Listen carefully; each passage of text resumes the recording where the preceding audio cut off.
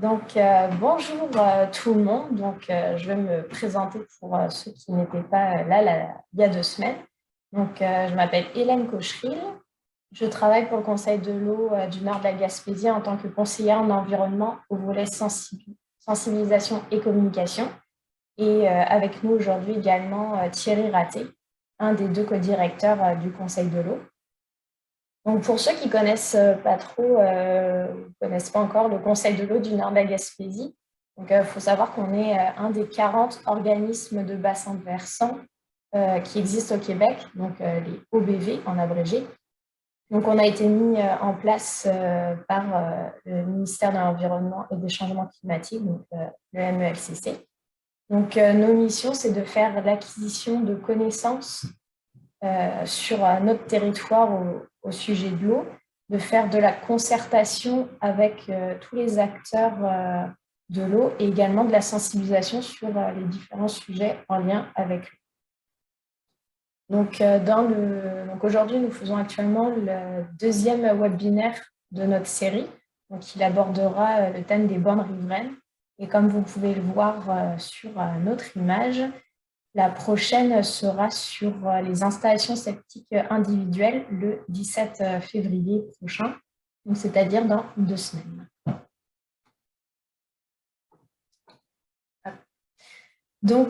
Aujourd'hui, on va vous parler de bornes riveraines. Ça va être un webinaire qui va durer 1 heure. Il y a à peu près 35 à 40 minutes de présentation. Et le reste du temps sera alloué pour les questions et les discussions que vous avez. Vous pourrez retrouver ce webinaire, on le mettra sur notre chaîne YouTube si vous voulez le revoir ou si vous n'avez pas pu en faire partie. C'est parti. Aussi, un dernier mot sur si vous avez des questions, vous pouvez soit les garder pour la fin, sinon vous pouvez toujours les mettre dans la partie de chat. Comme ça, on pourra les lire à la fin. Vous pouvez le faire au fur et à mesure de la présentation. Pour ce webinaire, je vais d'abord commencer par un point sur les bornes riveraines, les définitions, leur rôle et aussi l'état des bornes riveraines pour le nord de la Gaspésie. Ensuite, on parlera des responsabilités des MRC et des municipalités. Ensuite, ce sera les outils qui sont mis à votre disposition par rapport aux bornes riveraines. Et enfin, de l'accompagnement qu'on vous offre en tant que conseil de l'eau. Comme je vous le disais, d'abord quelques définitions. Avant de vous parler de la définition, de vous dire la définition des bornes riveraines, je vais d'abord vous faire celle des milieux riverains pour que vous puissiez bien distinguer les deux. Les milieux riverains, ça peut être pris comme un écosystème en soi. C'est une bande de terre qui s'étend à l'intérieur des terres et qui va faire vraiment la transition entre les milieux aquatiques et les milieux terrestres. C'est vraiment la zone de transition entre les milieux humides et secs. C'est pour ça que sa largeur va être plus ou moins grande. Les bornes riveraines, elles, ce sont des bandes de terre qui sont végétalisées, de préférence avec les 3 strates de la végétation. Les 3 strates de la végétation, ce sont les arbres, les arbustes et les herbes. Elles ont une largeur qui est normée. Elle va être soit de 15 mètres quand la pente est de plus de 30%, ou alors de 10 mètres quand la pente est inférieure à 30%. En milieu agricole, je vous donne l'information, même si on en a peu sur notre territoire, cette borne riveraine doit être de 3 mètres. Le but des bornes riveraines, c'est vraiment de protéger le milieu aquatique proche. Et pour pouvoir mesurer, démarrer cette borne riveraine, on utilise la ligne des hautes eaux, que je vous définis juste tout de suite. La ligne des hautes eaux, la LHE, certains ont sûrement déjà dû entendre ce terme, qui sera bientôt appelée limite du littoral avec l'arrivée du régime transitoire dont je vais vous parler par la suite. Donc, la ligne des hautes eaux, en fait, il faut comprendre que c'est l'endroit qui passe d'une prédominance de plantes aquatiques à une prédominance de plantes terrestres. Donc, pour déterminer justement l'endroit de cette ligne, on utilise ce qu'on appelle la méthode botanique experte ou simplifiée. Donc, si on prend par exemple cette image, on est au bord d'un lac ou d'un cours d'eau avec la limite de l'étiage. Donc, l'étiage, c'est l'endroit de niveau le plus bas d'un lac ou d'un cours d'eau.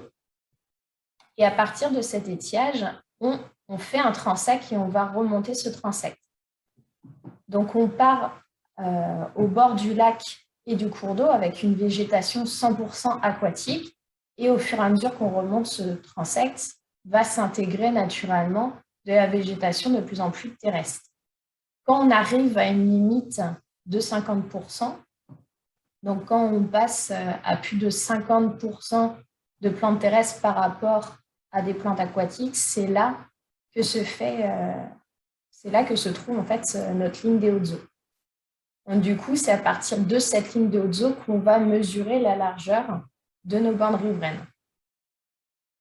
Donc, c'est à partir d'ici qu'on va mesurer les 10 ou 15 mètres, et non à partir de l'étiage. Donc, les bandes riveraines, elles ont plusieurs rôles qui leur sont nécessaires, mais aussi qui nous sont très fortement favorables. Donc, le premier rôle, ça va être un rôle de filtration. Donc, quand l'eau arrive, en passant par cette bande riveraine, ça va capter notamment les nutriments et les polluants, ce qui va faire que moins de contaminants vont arriver dans nos bandes riveraines, dans notre plan d'eau. Ça va également retenir les sédiments et du coup faire en sorte qu'il y a moins de sédiments qui arrivent dans notre lac ou dans notre cours d'eau. Les bandes riveraines ont également un rôle de rétention. Donc, elles vont retenir les excédents d'eau. Donc, par exemple, en réduisant le ruissellement, donc l'eau qui coule à la surface du sol, mais également en favorisant l'infiltration de l'eau dans le sol grâce aux racines des plantes. Donc, ça va permettre de contribuer à atténuer les inondations au moment des périodes de crue ou de fortes pluies. Donc, ce qu'il faut comprendre, en fait, c'est que les bandes riveraines, comme les milieux humides ou les zones de végétation, ça joue comme des éponges, justement, pour retenir l'eau. D'où l'importance de les préserver. Les bandes aussi, elles sont intéressantes pour tout ce qui concerne les habitats. Parce que vu qu'elles sont à la jonction entre un milieu aquatique et terrestre, autant pour la faune que pour la flore, en fait, ça donne une biodiversité qui est très riche, très développée. Vu qu'on a aussi la présence de végétation, ça apporte des zones favorables justement à toute cette faune et cette flore. Donc ça va servir d'abri, mais aussi de zones de frayère, également de nourriture.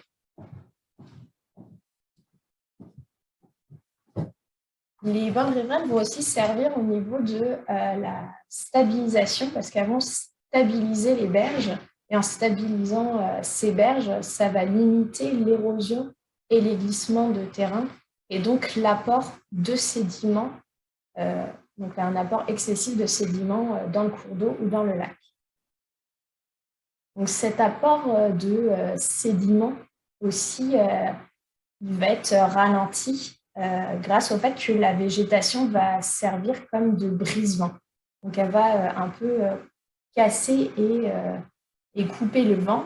Donc, ça va diminuer l'importance de l'érosion éolienne.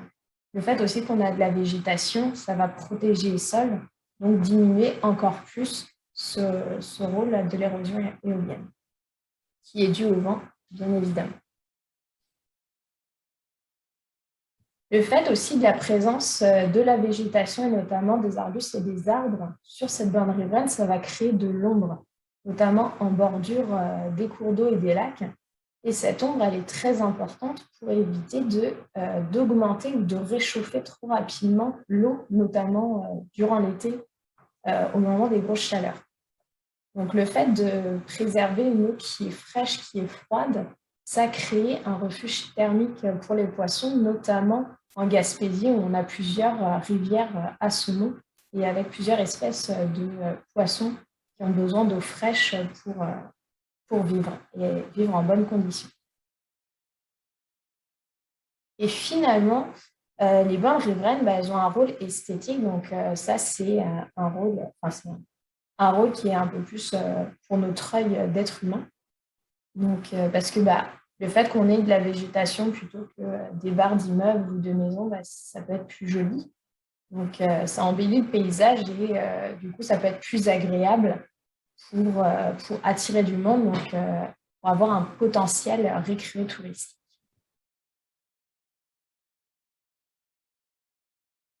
Donc maintenant, par rapport à l'état des bonnes riveraines au nord de la Gaspésie, en fait, ce qu'il faut savoir, c'est qu'au niveau du Québec, on n'a pas vraiment un portrait global de ce qui se passe au Québec.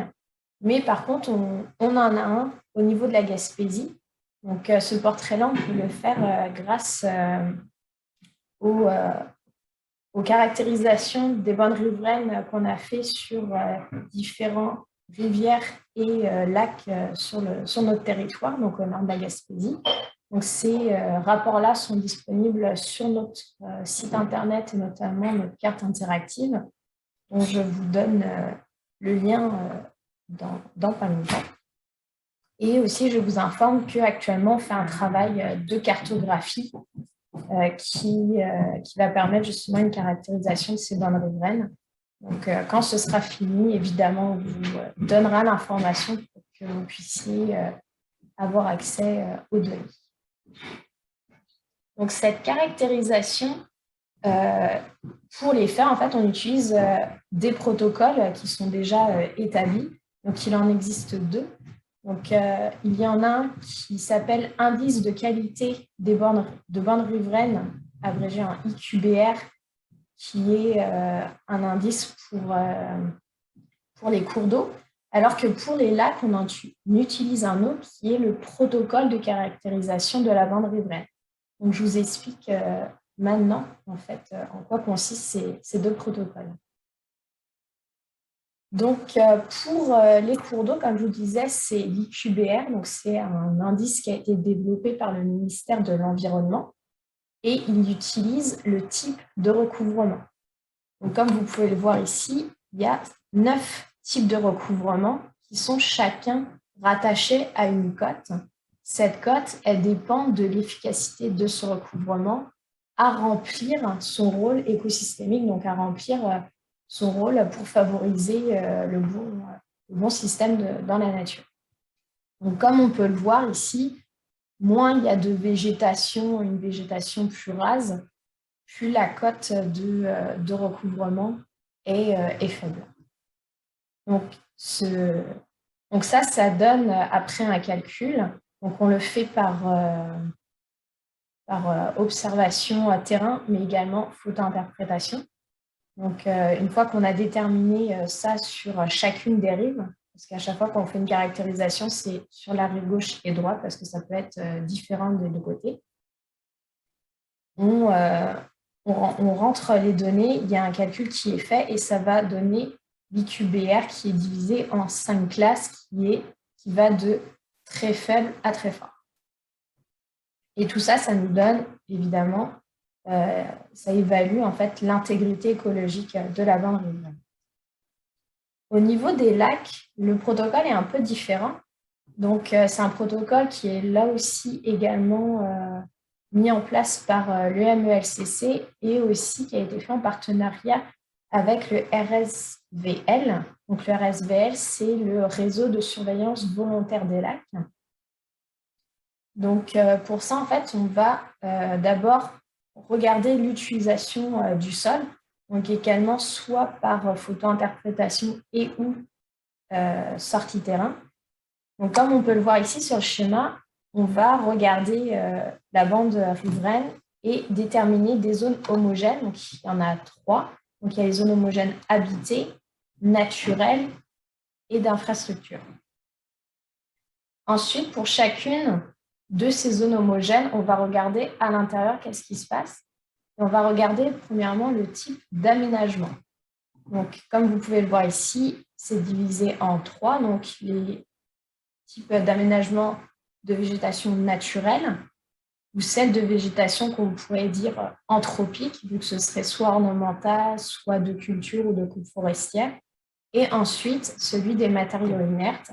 Donc, par exemple, est-ce qu'il y a du sable, donc, par exemple, présence de plage, ou des bâtiments ou des infrastructures. Et finalement, on va regarder également le degré de dégradation du rivage. Donc, on va regarder dans cette zone homogène si le sol il est dénudé ou présente des zones d'érosion ou s'il y a la présence de murets ou de remblais. Et tout ça, ça permet d'évaluer la qualité des aménagements de la bande riveraine, mais aussi le degré de transformation du milieu naturel. Donc, tous ces protocoles et cette caractérisation, qu'est-ce que ça donne au niveau du nord de la Gaspésie? Donc, les constats qu'on peut faire d'abord au niveau des cours d'eau, c'est qu'on a un IQBR qui est variable en fonction de l'occupation humaine sur notre territoire. Donc, par exemple, en amont, donc l'amont, c'est entre amont et aval. La différence, c'est que l'amont, c'est ce qui est proche de la source du cours d'eau. Pour le retenir, dites-vous que dans amont, il y a le début du mot montagne, alors que vallée, c'est ce qui est proche de l'embouchure. Donc, comme vous pouvez le voir, il y a le début du mot vallée dans le mot aval. Donc, dans l'amont des cours d'eau au nord de la Gaspésie, on a des bandes riveraines qui sont plutôt en bon état. Donc ça s'explique notamment par le fait que l'amont des cours d'eau est occupé par des forêts publiques. Et les forêts publiques, elles sont régies par une réglementation qui est un peu différente. Donc la RADF, donc Réglementation sur l'aménagement durable des forêts dans le domaine public, et cette réglementation exige des bandes riveraines de 20 mètres. Donc c'est pour ça notamment qu'on a des bandes riveraines qui sont plutôt en bon état. À l'inverse, par contre, on remarque qu'à l'aval, donc notamment au niveau des embouchures, on a des bandes riveraines qui sont détériorées, soit par la présence de bâtiments, de routes ou de pelouses aussi qu'on va tondre. Donc là, pour que ce soit un peu plus clair et imagé dans vos têtes, je vous ai mis 2 exemples. Donc là, c'est un exemple qui vient de la caractérisation de la rivière Grande Vallée. Donc ici, nous avons un secteur naturel. Donc comme vous pouvez le voir sur ces photos, à partir du cours d'eau, on a directement de la végétation et les 3 strates de la végétation. Donc autant des herbacées, des arbustes que des arbres. Et quand on regarde les résultats sur la carte, on voit un IQBR qui est en vert, donc qui est fort à très fort. Alors qu'ici, nous avons la caractérisation au niveau de l'embouchure, donc au niveau de l'endroit urbanisé de la municipalité de Grande-Vallée. Et on remarque que l'IQBR va être soit rouge ou orange, ou jaune principalement, aux endroits où justement il y a soit une artificialisation de la bande riveraine, ou alors des endroits où il y a juste de la pelouse qui est tondue avec quelques arbres. Ce qui est intéressant quand même, c'est de remarquer justement la différence de cet indice entre les zones où justement c'est anthropisé, donc avec la présence de bâtiments, et les zones où il y a de la végétation, donc une bande riveraine végétalisée. Donc on voit que dès qu'il y a une bande riveraine avec de la végétalisation, l'IQBR tombe dans le vert. Cette observation, elle elle s'observe aussi également sur un tronçon un peu plus en amont de l'embouchure. Donc, on remarque également ici qu'à chaque endroit où il y a de la végétation, la licubère, la bonne riveraine, est en bon état. Alors que les endroits où on voit que c'est soit des terrains de maison ou des zones de culture, on voit que l'IQBR est entre moyen à faible, voire très faible.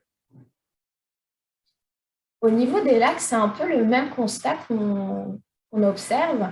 Donc, on a quand même des lacs qui sont pas suraménagés, où il y a encore une faible présence humaine.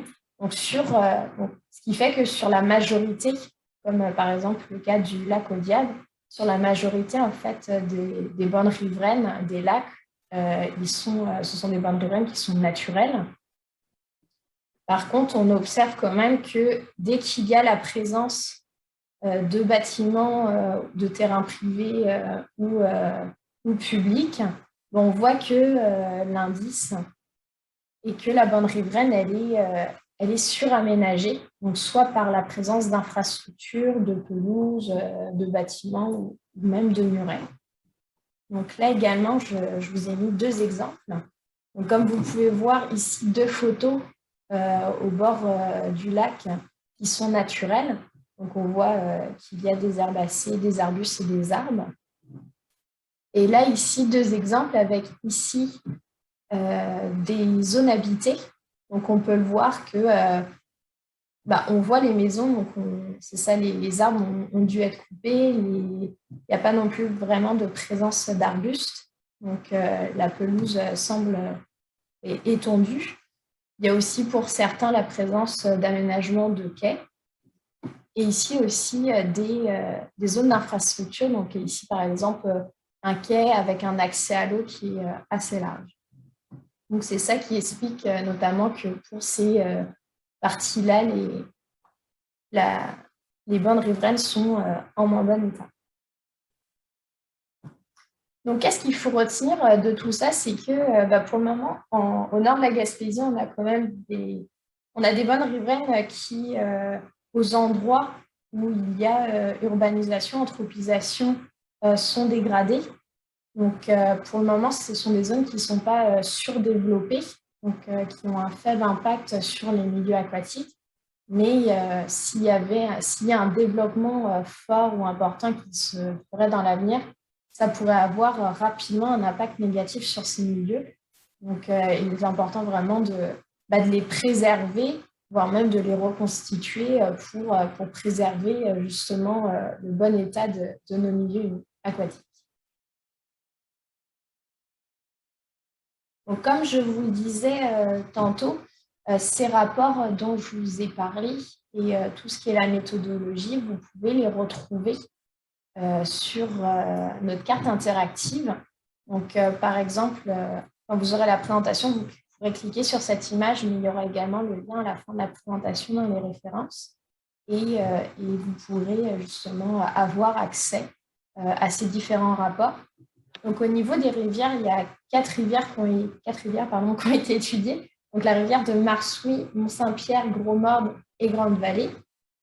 Et 6 lacs ont été caractérisés, donc le lac Ginny, Audiable, Blanchette, Fronsac, Fromenteau et York. Donc là, on a fait l'état des lieux et vous savez, les très grandes lignes, les grandes lignes en fait, des bonnes riveraines.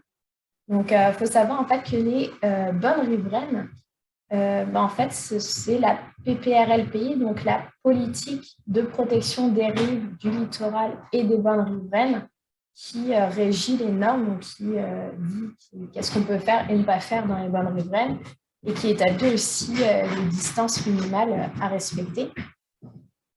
Donc, il faut savoir en fait que là, la PPRLPI va être remplacée très bientôt. Donc, dans moins d'un mois, en fait, c'est à partir du 1er mars qu'elle va être remplacée par le régime transitoire de gestion des zones inondables, des rives et du littoral. Donc là, c'est pour ça que je ne vais pas développer plus sur les PPRLPI. Donc, qu'est-ce que ça va changer? Donc, actuellement, en fait, la PPRLPI descend de la loi sur la qualité de l'environnement, donc la LQE. Et avec ces PPRLPI, les MRC devaient intégrer les normes et les obligations dans leur schéma d'aménagement et de développement. Et ensuite, c'est aux municipalités d'intégrer ces règlements dans leur règlement d'urbanisme. Avec le régime transitoire, en fait, c'est ça, c'est que la PPRLPI va disparaître pour devenir le régime transitoire. Et au lieu que ce soit en continuité, là, ça va être plus être quelque chose qui va se faire en parallèle. Donc, les MRC ainsi que les municipalités devront regarder et faire en sorte que leur schéma d'aménagement ainsi que leur règlement d'urbanisme concordent aux nouvelles normes qui seront dans le régime transitoire. Donc, malheureusement, je ne peux pas vous en dire plus pour le moment parce qu'on n'a pas plus d'informations. Mais ce que je vous conseille fortement de faire, ça va être de vous tenir informé via la page qui a mis en place le ministère par rapport à ce nouveau régime. Donc, évidemment, je vous ai mis le lien.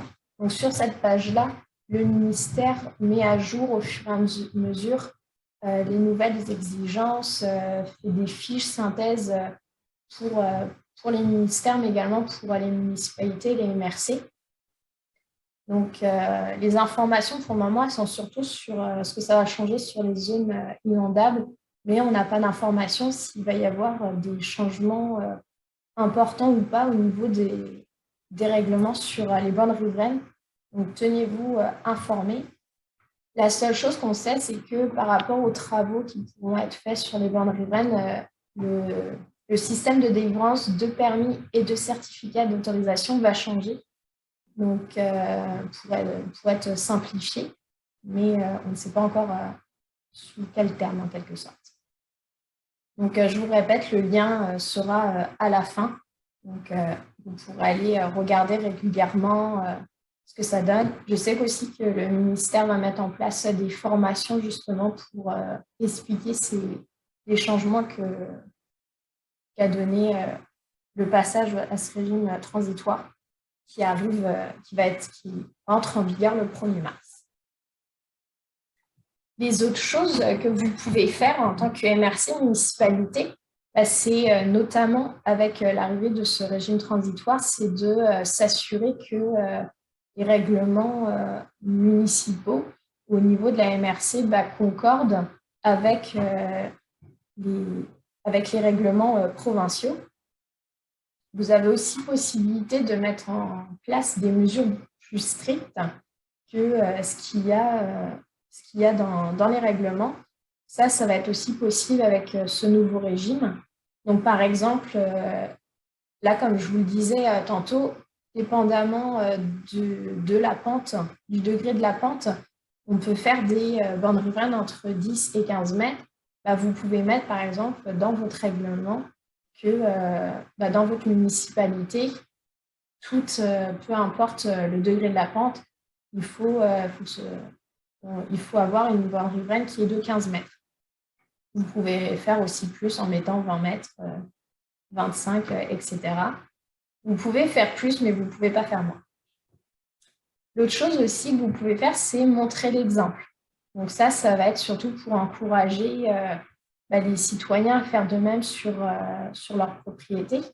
Donc, pour ça, vous pouvez, par exemple, revégétaliser ou renaturaliser les bandes riveraines qui sont sur vos terrains municipaux. Et également, vous devez les informer la population sur les différentes normes et règles à respecter. Donc ça, il y aura sûrement un travail à faire justement avec l'arrivée de ce nouveau régime transitoire. Au niveau des outils auxquels vous pouvez avoir accès et qui sont disponibles actuellement, donc je vous en ai mis deux parce qu'ils sont assez complets.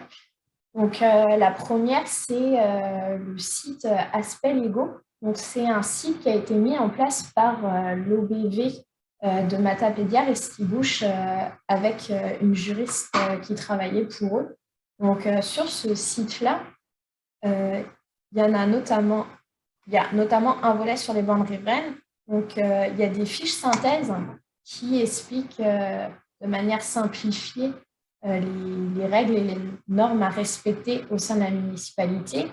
Il y a des outils aussi de communication que vous pouvez envoyer à vos citoyens.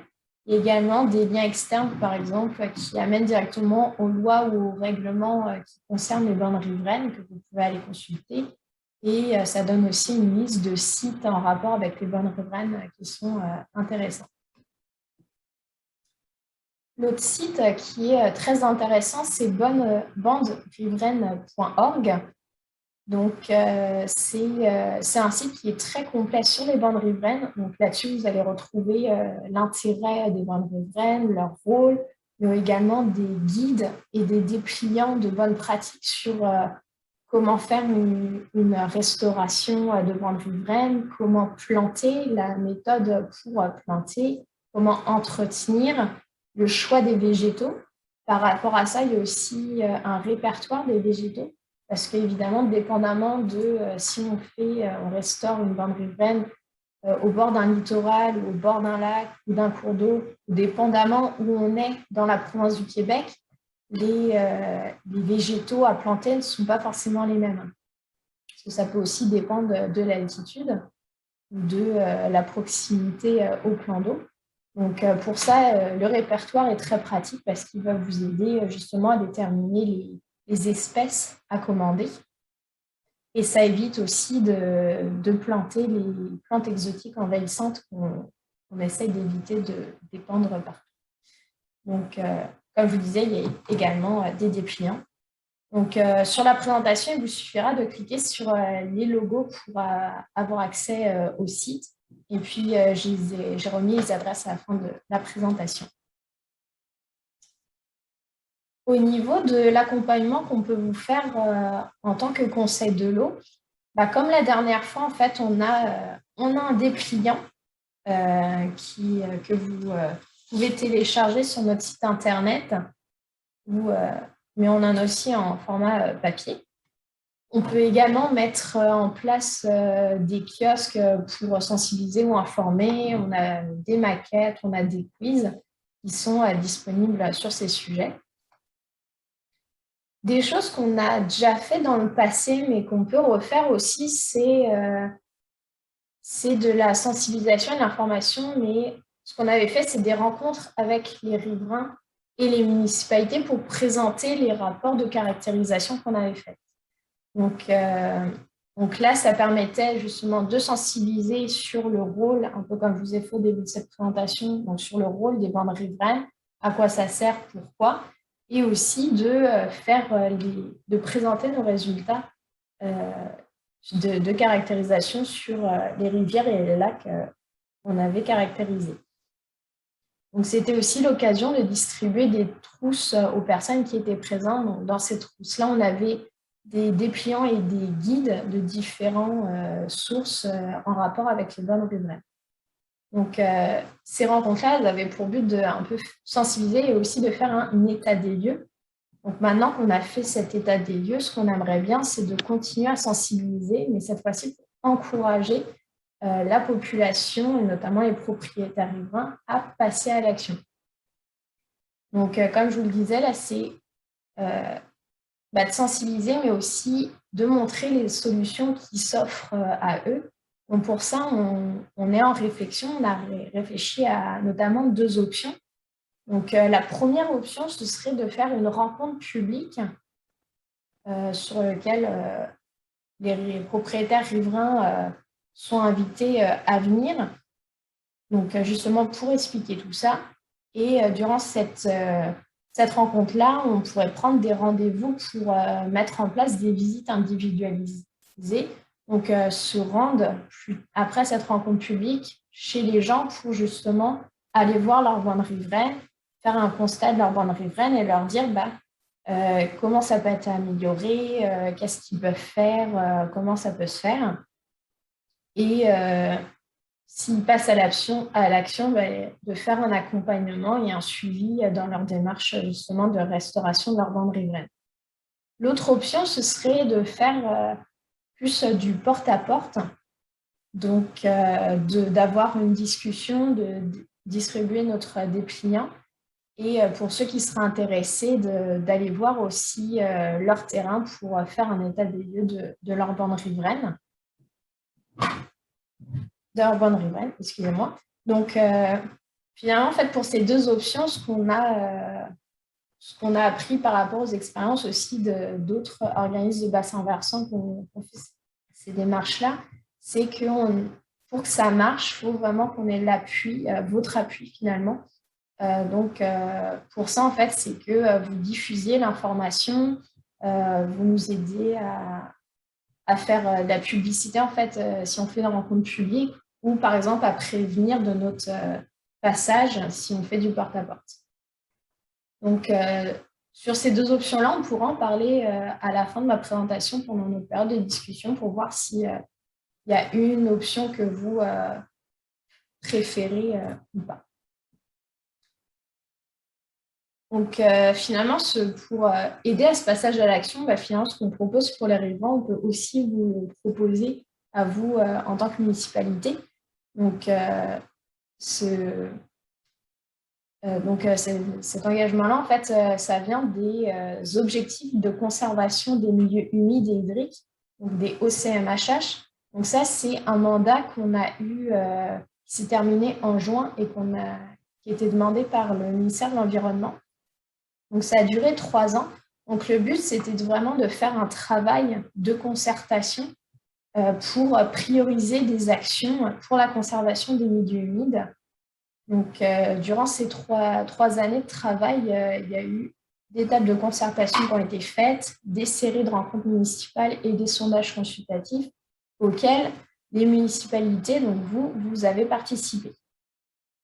De tous ces échanges, on est arrivé à sortir 32 objectifs, donc 32 pistes d'action, justement pour arriver à nos objectifs de conservation des milieux humides et hydriques, dont plusieurs sont en lien avec les bandes riveraines. Et durant ces différentes rencontres, et notamment les séries de rencontres municipales, plusieurs municipalités avaient soulevé un intérêt justement pour différents projets.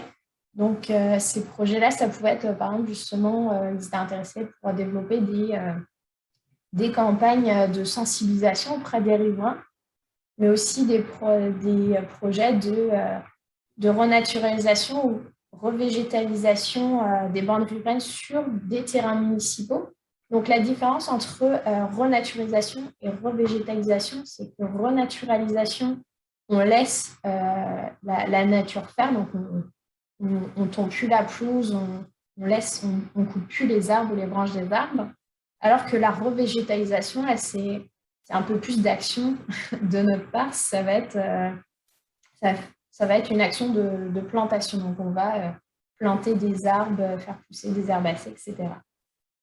Donc c'est ça, vu qu'il y avait eu un intérêt des municipalités, c'est ça, en fait, ce qu'on vous propose, c'est vraiment de travailler ensemble, donc de collaborer ensemble et puis de développer des projets pour arriver justement à ces objectifs.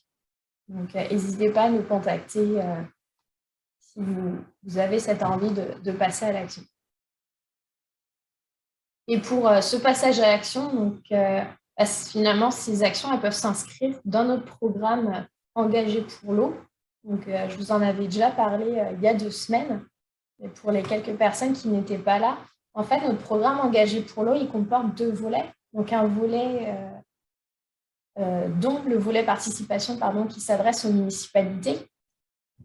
Donc, le but, c'est de discuter ensemble, donc, entre votre municipalité et nous, pour mettre en place 1 à 3 actions qui peuvent être faites durant l'année. Et c'est un programme qui est renouvelable aussi tous les ans. Donc, on peut déterminer d'une action une année, puis de reconduire ou de refaire cette action. pour la faire autre part sur votre territoire ou alors d'en trouver une autre. Donc, l'avantage, c'est que c'est une adhésion qui est gratuite. Vous avez un accompagnement personnalisé par des personnes qui connaissent les réalités du nord de la Gaspésie. Il y a aussi également d'avoir l'avantage de partage d'informations et aussi de reconnaissance et valorisation de vos actions par nous. Donc, nous, on va faire des publications pour mettre en avant justement les actions que vous avez faites.